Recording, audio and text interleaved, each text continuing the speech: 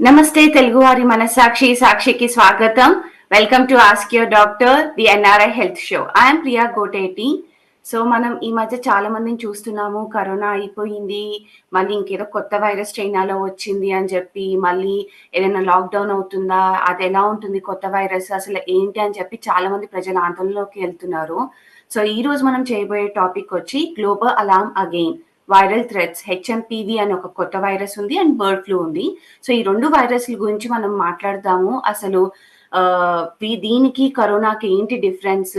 అసలు భయపడొచ్చా? అసలు ఒకవేళ వస్తే ఎలాంటి ప్రికాషన్స్ తీసుకోవాలి? ఎలా స్ప్రెడ్ అవుతుంది? ఇవన్నీ అనేది మనం తెలుసుకుందాం. సో దాని గురించి మనతో మాట్లాడడానికి మనతో పాటు ఉన్నారు దామోదర్ నరెల్ల గారు ఫ్రమ్ అట్లాంటా ఎండీ ఫిజిషియన్ అండి. So welcome. వెల్కమ్ దామోదర్ గారు. హాయ్ అండి. Thank you. Very alarming topic, global panic మళ్ళీ స్టార్ట్ అయింది. ఈవెన్ ఇండియాలో కూడా they are very much prepared. Government నుంచి కూడా bulletins and health care precautions అన్ని ఇవ్వడం జరిగింది. ఇక్కడ మెయిన్ థింగ్ ఏంటంటే మళ్ళీ చైనా నుంచే స్టార్ట్ అయింది ఇది. లైక్ కరోనా ఎట్లా స్టార్ట్ అయిందో సేమ్ థింగ్, అక్కడ కేసులు చాలా ఎక్కువైనాయి. సో అందుకనే మళ్ళీ ప్యానిక్ స్టార్ట్ అయింది అన్నట్టు. సో దామోదర్ గారు, ఇది సేమ్ మన కరోనా లాగే ఉంటుందంటారా? ఇది హెచ్ఎంపీవీ అంటే అసలు ఏంటి? అండ్ అది సిమిలర్ టు కరోనా అంటారా? హెచ్ఎంపీవీ అంటే హ్యూమన్ మెటాన్యూమో వైరస్. డిఫరెన్స్ ఏంటంటే corona was a new virus, but ఇది వైరస్ చాలా సంవత్సరాల నుంచి ఉంది ఇది. ఎందుకంటే 2001లోనే దీన్ని డయాగ్నోజ్ చేసిళ్ళు. ఇంతకు ముందు కూడా ఉండేదని అంటారు, బట్ అఫీషియల్గా 2001 నుంచి ఉంది. Myself saw so many cases, నేనే చూసిన యూఎస్లో చాలా కేసెస్. సో ఇది బేసికలీ ఆర్ఎన్ఏ వైరసే. వైరస్లలో డిఎన్ఏ, ఆర్ఎన్ఏ వైరస్. ఇది RNA virus similar to respiratory syncytial virus, RSV virus branch కిందకే వస్తుంది, గ్రూప్ కిందకి. సో కరోనాకి దీనికి డిఫరెన్స్ ఏంటంటే mode of spread same, droplets, contact and droplets like same.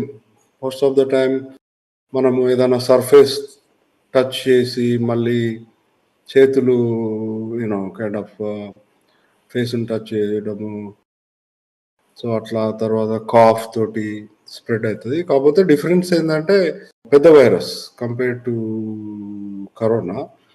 So అందుకనే ఇప్పుడు కరోనాలో N95 అట్లాంటి మాస్కులు పెట్టాల్సి వచ్చింది కదా. సో దీనికి దూరం ఉంటే సరిపోతుంది, ప్లస్ రెగ్యులర్ మాస్క్ అయినా పర్లేదు అన్నట్టు. సో ఇంకొకటి ఏంటంటే దీంట్లో హై ఫీవర్ తక్కువ ఉంటుంది, self limiting illness usually, just like any flu virus లా వచ్చి పోతుంది. కాకపోతే ఇక్కడ ప్రాబ్లం ఏంటంటే సేమ్ లైక్ ఎనీ, మనం ఇంతకుముందు వైరల్ డిసీజెస్ మీద డిస్కస్ చేసినప్పుడు ఫోకస్ చేసిన పాయింట్సే ఇంపార్టెంట్ ఇక్కడ కూడా. Young kids, basically age less than 5 years, and old adults, older people. Because young kids immunity develop కావాలంటే టైం పడుతుంది కదా. సో less than 5 years వాళ్ళకి ఇమ్యూనిటీ తక్కువ ఉంటుంది కాబట్టి వాళ్ళకు సివియరిటీ ఎక్కువ వచ్చే ఛాన్స్ ఉంటుంది. తర్వాత ఓల్డ్ పీపుల్ వల్ల immunity, as you grow old you lose immunity కదా, వాళ్ళకు కూడా ఎక్కువ రిస్క్ ఉంటుంది కాబట్టి ఈ రెండు గ్రూపులు. తర్వాత third group immuno compromised people, cancer పేషెంట్లు, తర్వాత కీమోథెరపీ తీసుకునే వాళ్ళు, రేడియేషన్ థెరపీ తీసుకునే వాళ్ళు, తర్వాత ఇంకా స్టీరాయిడ్స్ మీద ఉన్న వాళ్ళు. సో ఇట్లాంటి వాళ్ళకు కూడా diabetes, lot of comorbid conditions ఉన్న వాళ్ళు కేర్ఫుల్ ఉండాలి. దామోదర్ గారు, మీరు చెప్పినట్టు 3 కేటగిరీస్ వాళ్ళకి ఎక్కువ ఎఫెక్ట్ అవుతుంది అన్నారు కదా. కానీ మీరు ఇంకా కూడా 2021 నుంచి వైరస్ ఉంది అని చెప్పి, మరి ఇప్పుడే ఎందుకు ఇంత ఫోకస్ అవుతోంది గవర్నమెంట్ గాని ఇది గాని? ఇప్పుడే ఎందుకు జనాలు చాలా టెన్షన్ పడుతున్నారు? ఇదేనా కొత్త వేరియంట్ వస్తుందా ఇందులో?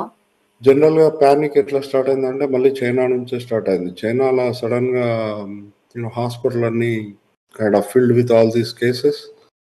సో దెన్ సడన్లీ అయ్యో! మళ్ళీ ఏదో వస్తుంది అనేది ఎక్కువ పానిక్ స్టార్ట్ అయింది. అంటే అవేర్‌నెస్ లేకుండా సడెన్‌గా న్యూస్ మీడియాలో వచ్చేసి సో ప్రాబ్లమ్ స్టార్ట్ అయింది. అదర్‌వైజ్ ఈ వైరస్ ఉంది ఇంతకుముందు గూడా. వేరియంట్ అంటే it's too early to say. ఎందుకంటే ఇప్పుడు ఇండియాలో గూడా లాస్ట్ ఐ సా వాస్ బెంగుళూరులో, గుజరాత్‌లో ఐడెంటిఫై అయినాయి కేసులు. ఈవెన్ తెలంగాణలో గూడా అరౌండ్ 9 కేసెస్ ఉన్నాయని అంటారు. డయాగ్నోస్ అయినాయి గానీ but so far no news is good news. అంటే మోర్టాలిటీ లేదు కాబట్టి so it's probably self limiting. Because ఏమైందంటే అదే ప్యాటర్న్‌లో వచ్చింది కాబట్టి ఆబ్వియస్‌లీ కొంచెం పానిక్ స్టార్ట్ అయింది. But nothing to worry. ఎందుకంటే we know this virus. Corona వచ్చినప్పుడు మనకు ఏం తెలవదు. అది చాలా డిఫరెంట్ యాంగిల్‌లో పోయి it took a while for us to really know what to use to kill that virus. Treatment కూడా చేంజ్ అవుతూ వచ్చింది. సో అందుకని దీనికి బేసికల్ ఏంటంటే presentation is like any other virus like sore throat. Commonly cough ఉంటుంది. కాఫ్, సోర్ థ్రోట్, తర్వాత headache, తర్వాత they may start having difficulty breathing, అంటే మొస్స రావడము. తర్వాత ఇప్పుడు పిల్లలు మొస్స వస్తే వీజింగ్ అంటారు కదా, రాంకాయ్ ఇట్లా మీకు వినబడుతుంటుంది వాళ్ళు. సో అట్లా రాంకాయ్, వీజింగ్ రావడము, అప్పర్ రెస్పిరేటరీ సిమ్టమ్స్ అంటారు ఇవన్నీ. అంటే when it goes to lower respiratory system bronchitis అవుతుంది ఆర్ బ్రాంక్యోలైటిస్. అప్పుడు ఏమైందంటే న్యూమోనైటిస్ కూడా కావచ్చు, తర్వాత సెకండరీ న్యూమోనియాస్ కూడా రావచ్చు. సో అప్పుడు ఈ ఇమ్యూన్ మనం డిస్కస్ చేసిన 3 groups people, young and old people అలా they can even develop respiratory distress syndrome అంట. అంటే they may require ICU. So ఇక్కడ మోస్ట్ ఇంపార్టెంట్ థింగ్ ఏంటంటే when to call doctor and when to get admitted is important. అంటే పిల్లల్ని ఎప్పుడు తీసుకెళ్ళాలి, ఎప్పుడు అడ్మిట్ చేయాలి అనేది ఇంపార్టెంట్. సో ఇప్పుడు మీరు చెప్పే సిమ్టమ్స్ అన్ని కూడా కామన్ గా ఒక ఫ్లూకి వచ్చే సిమ్టమ్స్ ఆర్ ఈవెన్ ఇప్పుడు మైల్డ్ గా కోవిడ్స్ వస్తుంటాయి కదా, వాళ్ళకి కూడా ఇలాంటి సిమ్టమ్సే ఉంటాయి, కాఫ్, లైట్ ఫీవర్ ఇలాంటివి. సో మీరు అన్నది ఇప్పుడు చాలా ఇంపార్టెంట్. ఎలా డిఫరెన్షియేట్ చేస్తాము అండ్ ఎప్పుడు మనం ఓకే ఇది హెచ్ఎంపివి వైరస్ వచ్చింది, we have to admit the hospital అనేది ఎప్పుడు తెలుస్తుంది? అదే ఇంపార్టెంట్. ఇప్పుడు upper respiratory symptoms first start అయితే, తర్వాత లోవర్ రెస్పిరేటరీ సిమ్టమ్స్ స్టార్ట్ అవుతాయి. So lower respiratory symptoms serious. ఏమైందంటే bronchitis and bronchiolitis, same like RSV లాగా. అప్పుడు ఏమవుతుందంటే when your airways are inflamed, అంటే ఎయిర్వేస్ ఇన్ఫ్లేమ్ అయినప్పుడు ఏమైందంటే అబ్స్ట్రక్షన్ స్టార్ట్ అవుతుంది. అప్పుడు ఏమైందంటే వీజింగ్ ఎక్కువ అవుతుంది, ప్లస్ హైపాక్సియా స్టార్ట్ అవుతుంది. హైపాక్సియా అంటే ఆక్సిజన్ లెవెల్ పడిపోతుంది. అప్పుడు ఏమవుతుందంటే బేబీ బ్లూ అంటే సైనోసిస్, ఈ లిప్స్ దగ్గర ఫింగర్ దగ్గర సైనోసిస్ రావచ్చు. ఎందుకంటే ఆక్సిజన్ లెవెల్ పడిపోతే బ్లూ కలర్కి రావచ్చు, అదొకటి సైనోసిస్. తర్వాత యూజువల్గా ఈ సిమ్టమ్స్ 5 days తర్వాత స్టార్ట్ అవుతాయి, ఇంక్యుబేషన్ పీరియడ్ అంటాం కదా. సో యూజువల్గా self limiting with in a week, తగ్గట్లేదు ఇంకెక్కువ అవుతున్నాయి సిమ్టమ్స్, ఫీవర్ స్టార్ట్ అయింది, తర్వాత డిస్ట్రెస్ ఉన్నాడు, బాబు లైక్ ఫీడింగ్ తీసుకోవట్లేదు. సో ఇవి అన్నీ వార్నింగ్ సైన్స్ అన్నట్టు. ఎస్పెషలీ రెస్పిరేటరీ బ్రీతింగ్ ఫాస్ట్గా తీస్తుండు, సైనోసిస్ అంటాము. సో ఇలాంటి సింటమ్స్, కొంచెం కన్ఫ్యూజన్, డ్రౌజీ ఉన్నప్పుడు ఏం చేయాలంటే అప్పుడు తీసుకెళ్ళాలి. అంటే mainly something related to respiratory, ఊపిరి పీల్చుకోవడానికి ఇబ్బందిగా అనిపిస్తే, ఎస్పెషల్లీ బేబీస్ వాళ్ళు చెప్పలేరు కాబట్టి మనం ఇమీడియట్ గా డాక్టర్ దగ్గర తీసుకొని వెళ్తే మంచిది. Right, blue colour issue plus feeding చేయట్లేదు, ప్లస్ ఓల్డ్ పీపుల్ కన్ఫ్యూజ్ అవుతారు, డ్రౌజీ అవుతారు, not able to walk, take care, fever, అంటే సిమ్టమ్స్ రిజాల్వ్ అవుతలేవు. సో దోస్ ఆర్ ఇంపార్టెంట్ అన్నట్టు. యూజువల్గా more than 90%, 95% I would say they will get better within a week. Okay. Any like flu like illness.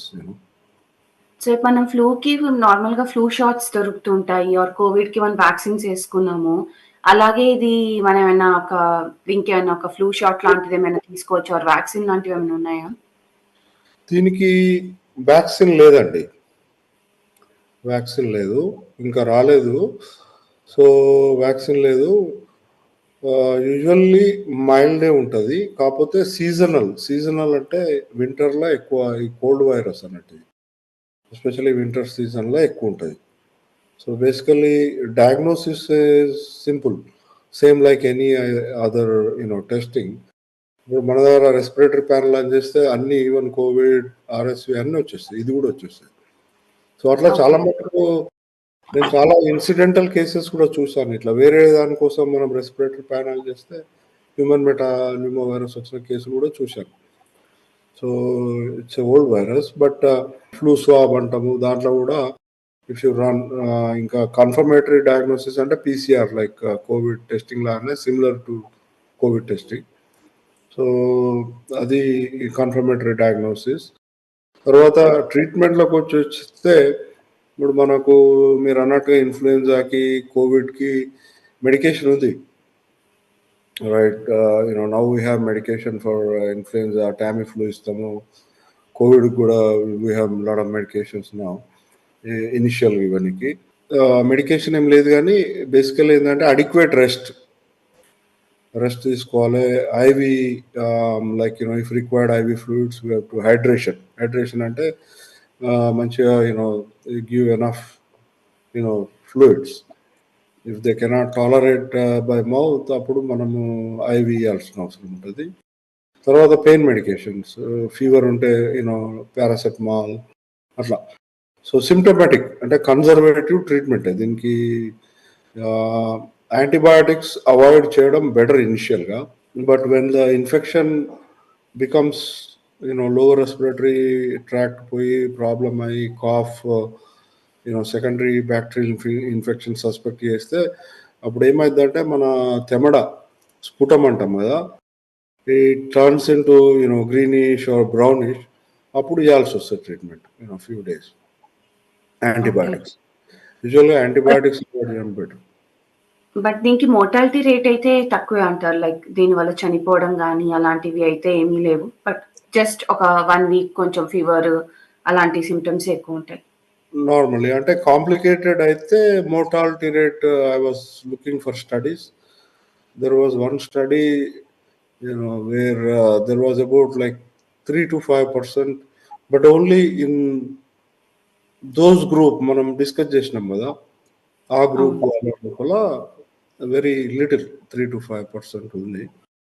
But those are sick patients. వాళ్ళు అంటే ventilator మీద పోవడము, intensive care admission, మనం ముందు చెప్పినాం కదా రెస్పిరేటరీ డిస్ట్రెస్ సిండ్రోమ్ అంటారు అన్నట్టు, ఏఆర్డిఎస్, న్యూమోనియా అట్లా. Then when they go into that situation they can go into అంటే సెప్టిక్ షాక్‌లోకి పోవడం కూడా జరుగుతుంది అన్నట్టు. ఇంకేమైనా మనము ఈ హెచ్ఎంపీవీ వైరస్ గురించి డిస్కస్ చేయడానికుందా? లేకపోతే మనం నెక్స్ట్ ఇంకొక వైరస్ నేను విన్నది బర్డ్ ఫ్లూ. దానివల్ల కూడా ఒకరు చనిపోయారని విన్నాను యూఎస్ఏలో. సో, ఇఫ్ హెచ్ఎంపీవీ మనం స్ప్రెడ్ సింప్టమ్స్ గురించి కవర్ చేసాం కాబట్టి, బర్డ్ ఫ్లూ గురించి కూడా మాట్లాడదామా? సో, హెచ్ఎంపీవి బేసికలీ మన ఫోకస్ ప్రివెన్షన్ కాబట్టి we have to always try to రాకముందే మనం జాగ్రత్తలు తీసుకోవడం ఇంపార్టెంట్. సో, ఎట్లా తీసుకుంటామంటే again basically most of the precautions COVID లాగానే frequent hand washing and shake hand ఇచ్చినప్పుడు తర్వాత మల్టిపుల్ సర్ఫేసెస్ పట్టుకుంటాం కదా. సో, హ్యాబిట్ ఏందంటే ఫేస్ దగ్గర పెట్టుకోకుండా చెయ్యి, ముక్కు, నోటి దగ్గర తీసుకోకపోవడము. తర్వాత ఈ క్రౌడెడ్ ప్లేస్‌కి పోయినప్పుడు మాస్క్ ఏసుకోవడము. తర్వాత బేసికల్లీ ఇమ్యూనిటీ మనం డిస్కస్ చేసినాం కదా, ఇమ్యూనిటీ బూస్టింగ్ ఉంటే ఆటోమేటిక్‌గా యూనో వైరస్ సెల్ఫ్ లిమిట్ అయిపోతది. సో, అది మనం డిస్కస్ చేసినాం like eating healthy, you know all that stuff. ఇది స్ప్రెడ్ ఎక్కువ అంటే ఇన్ఫెక్టెడ్ పీపుల్‌కి వాళ్ళు కూడా మాస్క్ ఏసుకుంటే వేరే వాళ్ళని కూడా హెల్ప్ చేసినట్టు ఉంటది. బేసికల్లీ ఐసోలేషన్ అవసరం లేదు దీనికి కోవిడ్ లాగా. ట్రావెల్ రిస్ట్రిక్షన్స్ కూడా గవర్నమెంట్ ఇప్పటి వరకు పెట్టలేదు, అవసరం కూడా లేదు ట్రావెల్ రెస్ట్రిక్షన్స్. బేసికల్ ఏంటంటే సిమ్టమ్స్ ఉన్న వాళ్ళు మాస్క్ వేసుకుంటే వేరే వాళ్ళకి హెల్ప్ చేసినట్టు ఉంటుంది. ప్లస్ ప్లేన్లలో పోయినప్పుడు, క్రౌడెడ్ ప్లేస్ పోయినప్పుడు మన వాళ్ళు కూడా కొంచెం రిస్క్ ఉన్న పాపులేషన్ మాస్క్ వేసుకోవడం బెటర్. హ్యాండ్ శానిటైజర్స్ కూడా వచ్చినాయి కదా ఇప్పుడు మనకు, sanitizer, all these precautions that way, so that's the most important thing. Got it. So HMPV గురించి భయపడడానికి ఏమీ లేదు. సో మనం జాగ్రత్తలు తీసుకోవడమే. ఒక ఫ్లూ లాగా వచ్చి వెళ్ళిపోతుంది మాక్సిమం పర్సంటేజ్. ఒక చిన్నపిల్లలు 5 years లోపల ఉండే వాళ్ళు కానీ, ఓల్డ్ పీపుల్ కానీ, ఆర్ ఎవరికైనా కొంచెం ఇమ్యూన్ సిస్టమ్ కానీ వేరే ఏమైనా ప్రాబ్లమ్స్ ఉన్న వాళ్ళు మాత్రం జాగ్రత్త పడాలి. మనం ఒకవేళ ఊపిరి పీల్చుకోవడానికి కనుక ఇబ్బంది పడుతుంటే మాత్రం వెంటనే డాక్టర్ని దగ్గర తీసుకెళ్ళిపోతే better. So precaution is better, Damodar garu చెప్పినట్టు. సో మనం హ్యాండ్ వాష్ చేసుకుంటూ కోవిడ్కి ఏవైతే పాటిస్తున్నామో పాటిస్తే హెచ్ఎంపీవీ వైరస్ అనేది మన దగ్గరికి రాదు. సో దాని గురించి భయపడక్కర్లేదు. ఇప్పుడు నెక్స్ట్ మన దీంట్లో ఇంకొక వైరల్ థ్రెట్ మనకున్నది bird flu. So bird flu ఏంటి అసలు? వాట్ ఈస్ బర్డ్ ఫ్లూ అండి? బర్డ్ ఫ్లూ మీరు చెప్పినట్టు యుఎస్లో ఒక పేషెంట్ చనిపోయి పెద్ద న్యూస్ అయింది. అది లూజియానా స్టేట్లో చనిపోయారు. Bird flu basically it's avian influenza virus. So bird flu కూడా ఉంది, but the number of cases is very little. ఇండియాలో only few cases identified so far for many years. యుఎస్లో కూడా around I think total 65 or 66 identified ఉన్నట్టున్నాయి so far. So basically it's avian influenza virus. Mainly మన chicken, hen, వాటితోటి ఈ మధ్య cow milk అంటే cows కూడా, అంటే బేసికలీ ఏమైందంటే ఇది virus it infects the birds like chicken. ఎక్కువ రిస్క్ ఉన్నది ఎవరికి అంటే workers who takes care of farms like chicken farms ఉంటాయి కదా, కోళ్ళ ఫారంలు, తర్వాత ఇప్పుడు క్యాటిల్ యార్డ్స్.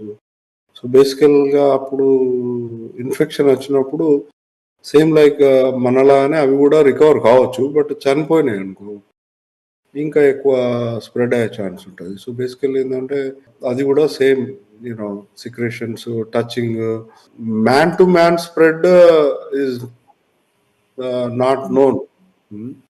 అంటే లైక్ చికెన్ తినడం వల్ల వస్తుందంటారా? ఇప్పుడు సంథింగ్ బర్డ్ ఫ్లూ వచ్చిన చికెన్ తినడం వల్ల ప్రాబ్లమ్స్ అంటారా?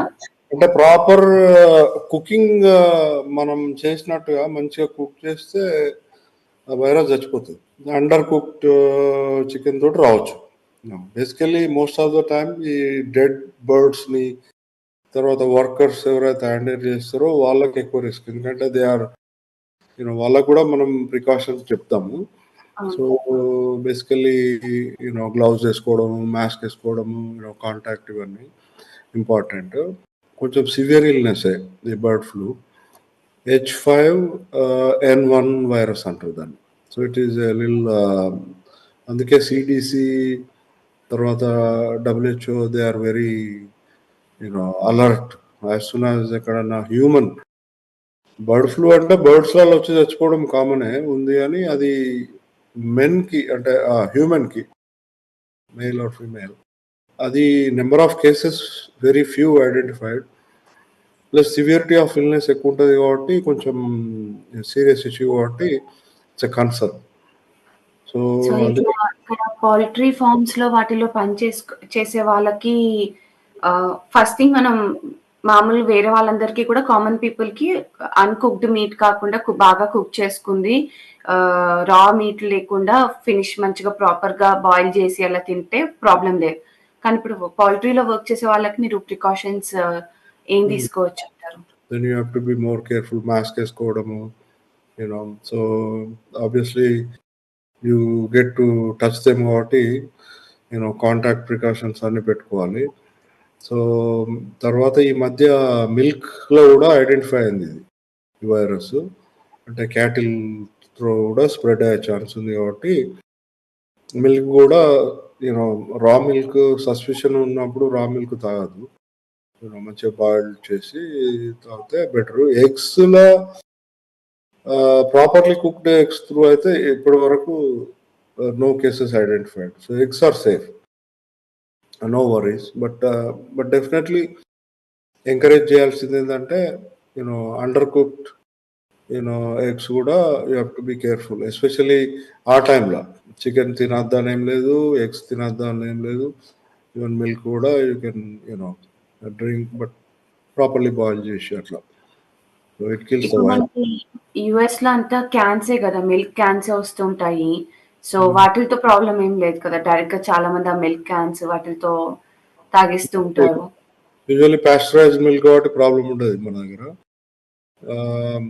రా మిల్క్ తోటే కొంచెం మనం కేర్ఫుల్ ఉండాలి. సో ఇక్కడ కూడా ఇప్పుడు ఇండియాలో కూడా you see lot of tone milk ఇవన్నీ ఉంటాయి కదా. When you're buying milk packets raw milk కదా, so you have to be little careful. Boil చేయాలి, but only when the situation is there. Rest of the times you don't have to really worry about it. మన direct తాగేస్తారు కదా పిల్లలు milk without స్కూళ్ళలో కూడా. So దీనికి ఎలాంటి treatment ఇస్తారు, లైక్ ఏమేమి తీసుకోవచ్చు అంట ట్రీట్మెంట్ కింద? బేసికలీ దీనికి కూడా సపోర్టివ్ ట్రీట్మెంటే. వైరల్ ఇల్నెస్కి మోస్ట్ ఆఫ్ ద వైరస్కి సపోర్టివ్ ట్రీట్మెంటే ఉంటుంది. Basically start with symptom management. Most important thing is rest, hydration. Dehydration కాకుండా చూసుకోవడము, తర్వాత సెకండరీ ఇన్ఫెక్షన్ రాకుండా చూసుకోవడము. When it spread to the lungs, most important thing is ఇప్పుడు ఆక్సిజనేషన్ ఇంపార్టెంట్ కాబట్టి మనం డిస్కస్ చేసినాం కదా. Hypoxia symptoms. హైపాక్సియా అంటే లైక్ ల్యాక్ ఆఫ్ ఆక్సిజన్ ఉంటే you see the signs like cyanosis, tachypnoea అంటాము, respiratory rate, so mental status change అవుతుంటుంది. So ఇవన్నీ science of serious illness. So getting to hospital, getting x-rays and IV fluids treatment initially will prevent further respiratory compromise. మా viewers కి ఏంటి అంటే tension పడడానికి ఏమీ లేదు. తో ఇవి గ్లోబల్ గా కొంచెం పాండమిక్ లాగా అనిపిస్తున్నాయి, కానీ హెచ్ఎంపివి వైరస్ కానీ బర్డ్ ఫ్లూ కానీ డేంజరస్ అయితే కాదు. హెచ్ఎంపివి వచ్చినా కానీ ఇట్స్ లైక్ ఏ ఫ్లూ అండి. మనము టెన్షన్ పడడానికి ఏం లేదు. ఓన్లీ బేబీస్కి వస్తే మాత్రం కొంచెం జాగ్రత్త పడండి, బికాస్ వాళ్ళు చెప్పలేరు కాబట్టి రెస్పిరేషన్ నాకు చూసుకోండి. డాక్టర్ దగ్గరికి వెళ్తే ఇమీడియట్ ట్రీట్మెంట్ తీసుకుంటూ ప్రాబ్లం ఉండదు. అండ్ బర్డ్ ఫ్లూ అప్పుడు మాత్రం కుక్డ్ మీట్ తినండి, చికెన్, ఎస్పెషల్లీ చికెన్. అన్ఫినిష్డ్ గా రాగా ఉండేవి మాత్రం వద్దు. సో ప్రాపర్ గా కుక్ చేసుకున్న మీల్ తింటే ప్రాబ్లం లేదు. అండ్ పౌల్ట్రీ ఫార్మ్స్ వాటిలో పనిచేసే వాళ్ళు మాత్రం ఎప్పటికప్పుడు మాస్క్స్ వేసుకుంటూ క్లీన్ గా హైజీనిక్ గా ఉంటే ప్రాబ్లం ఉండదు. సో ఇది మన ఈరోజు episode on global virus threats అండి. సో మళ్ళీ వచ్చే వారం ఒక మంచి కొత్త ఎపిసోడ్ తో వస్తాము, హాట్ టాపిక్ తో. So until then, this is Priya Goteti signing off. Thank you.